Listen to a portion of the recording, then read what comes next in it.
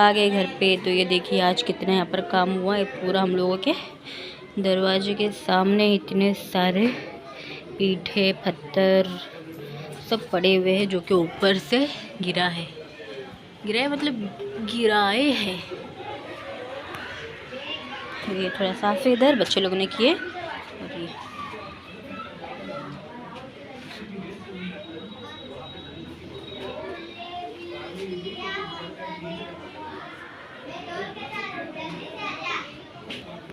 ये आ गए हम घर पे।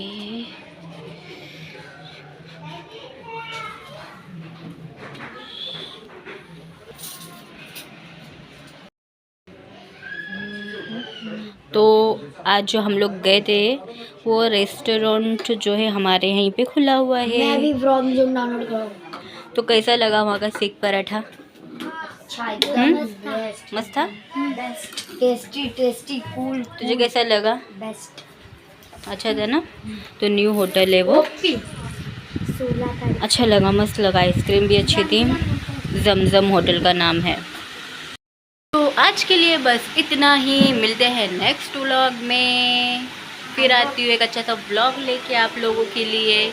बस एंजॉय कीजिए मेरे व्लॉग को और सपोर्ट कीजिए और शेयर कीजिए, और अच्छा लगा तो लाइक कीजिए, है ना। चैनल पे नहीं हो तो चैनल को भी सब्सक्राइब। हाँ, चैनल पे नहीं हो तो चैनल को भी सब्सक्राइब कीजिए। बाय बाय, अल्लाह हाफिज़, मिलते हैं वापिस।